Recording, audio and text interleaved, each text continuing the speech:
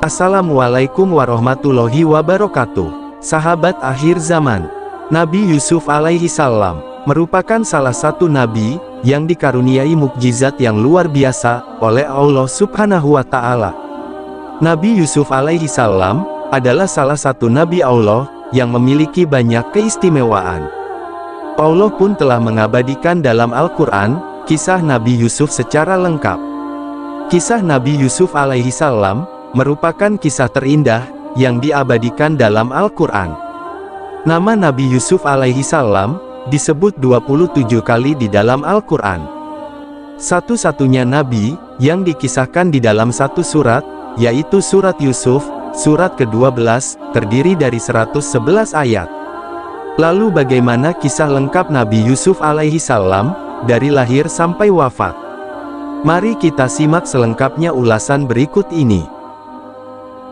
Kisah Nabi Yusuf alaihi salam, kebohongan tentang kematian Yusuf. Kisah ini disebutkan dalam Al-Quran, surat Yusuf ayat 16 hingga 20. Pada kisah ini, kakak-kakak Yusuf mengabarkan kebohongan terhadap ayah mereka, yaitu Nabi Yakub. Mereka mengatakan bahwa Yusuf telah meninggal dan dimakan oleh serigala. Padahal yang sebenarnya, mereka telah mencelakai Yusuf dengan mendorongnya sampai jatuh ke dalam sumur. Namun, berkat kesabaran Yusuf dan atas izin Allah, akhirnya Yusuf dapat selamat. Malam hari ini, lebih gelap dari malam-malam sebelumnya, seolah menggambarkan perasaan Nabi Yakub, yang kelak beberapa kali timbul rasa takut, saat teringat akan Yusuf. Tak henti-hentinya, beliau berdoa kepada Allah, agar selalu memberikan perlindungan, kepada anak-anaknya, khususnya Yusuf. Assalamualaikum ayah, kami datang. Waalaikumsalam. Nabi Yakub memperhatikan satu persatu anak-anaknya yang baru datang, namun tak tampak Yusuf di antara mereka. Di mana Yusuf? Kenapa dia tidak bersama kalian? Maafkan kami ayah. Apa yang sebenarnya terjadi? Bicaralah. Ayah bertanya di mana Yusuf? Kenapa ia tidak pulang bersama kalian? Sesungguhnya, Yusuf telah meninggal. Apa maksud ucapanmu itu? Bagaimana bisa Yusuf meninggal? Katakan dengan jelas. Wahai ayah, sesungguhnya kami pergi bermain-main, tapi Yusuf tertinggal bersama barang-barangnya. Lalu kami kembali, tapi dia dimakan serigala. Tak percaya mendengar Yusuf dimakan serigala, Nabi Yakub jatuh pingsan seketika. Ayah, cepat ambilkan minum untuk ayah. Tenanglah, minumlah ini dahulu wahai ayah.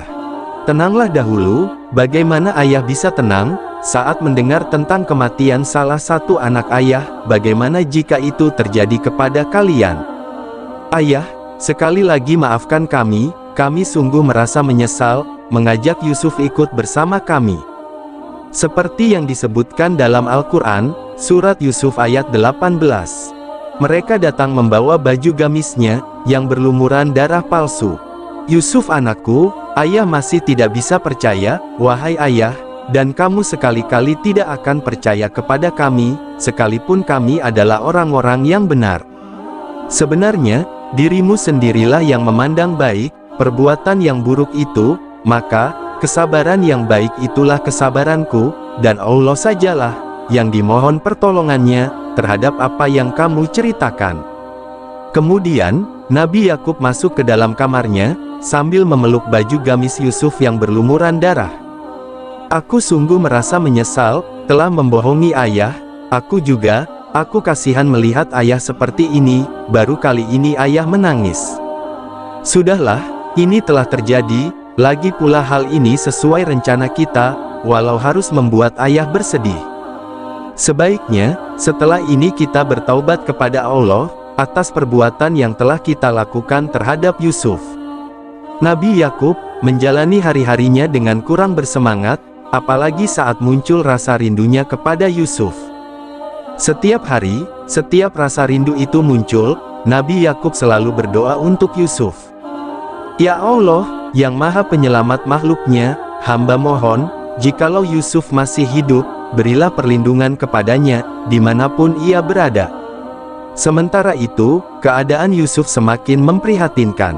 Meskipun demikian, Yusuf tetap sabar dan terus berdoa kepada Allah. Allah pun telah mengirim malaikat untuk menemani Yusuf di dalam sumur, supaya tetap sabar menghadapi cobaan, sekaligus memberitahukan kepada Yusuf bahwa nanti akan ada musafir yang akan menolongnya. Berkat kesabarannya, Allah menolong Yusuf dari sumur, melalui perantara para musafir. Keesokan harinya, terlihat sekumpulan orang berjalan di padang pasir, mereka terlihat kelelahan dan kehausan, merekalah para musafir yang akan menolong Nabi Yusuf.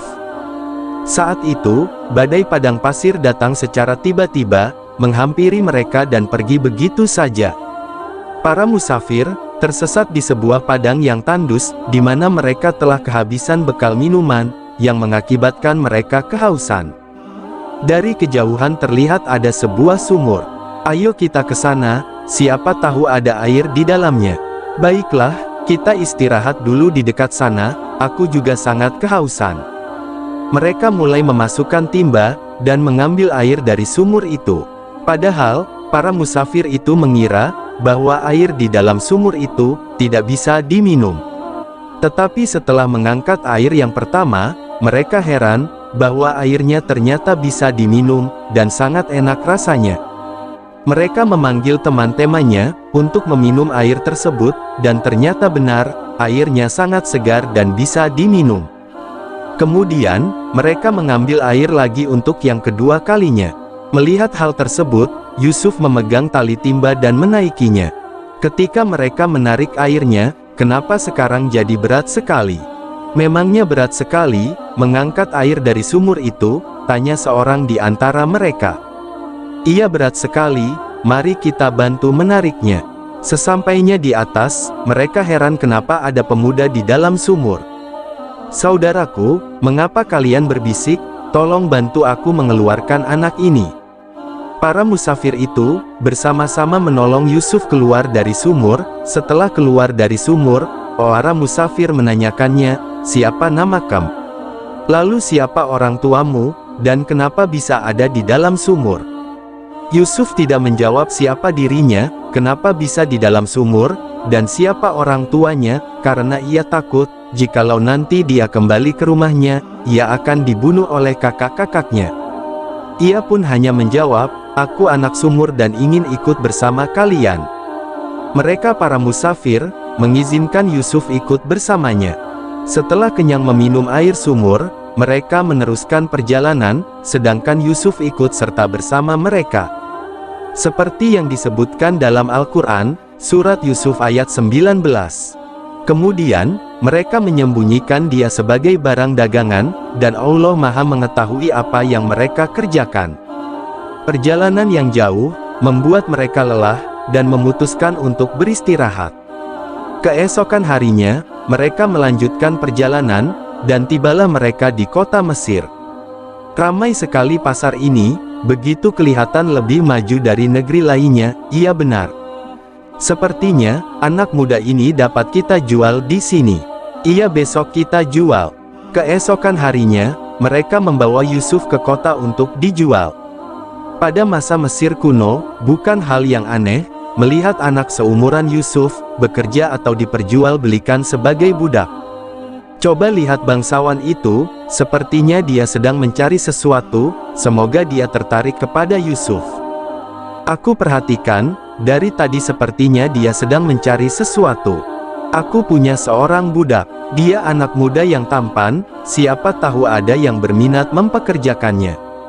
Rombongan bangsawan, mendekati para musafir tersebut pada saat melihat Yusuf, muncul rasa senang dalam hatinya, tanpa banyak berpikir, beliau menerima tawaran musafir, untuk membeli Yusuf.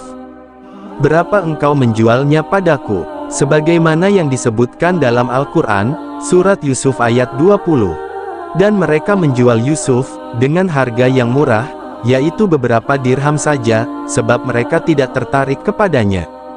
Akhirnya, keduanya sepakat, dengan harga beberapa dirham, untuk membeli Yusuf. Sekarang, anak muda ini menjadi milikmu. Terima kasih. Wahai anak muda, siapakah namamu? Namaku Yusuf, sebuah nama yang indah. Sekarang engkau Yusuf, ikutlah bersamaku. Akhirnya Yusuf dibawa pulang oleh Al-Aziz bersama para pengawalnya. Selama perjalanan, dalam hati Yusuf selalu berdoa kepada Allah agar diberi perlindungan atas hal-hal yang akan menimpanya nanti. Demikianlah akhir kisah kebohongan tentang kematian Yusuf. Lalu, bagaimana kisah selanjutnya Nabi Yusuf setelah dibawa pihak kerajaan? Kita lanjutkan di episode berikutnya. Terima kasih, mohon maaf jika ada kesalahan dalam menyampaikan. Wassalamualaikum warahmatullahi wabarakatuh.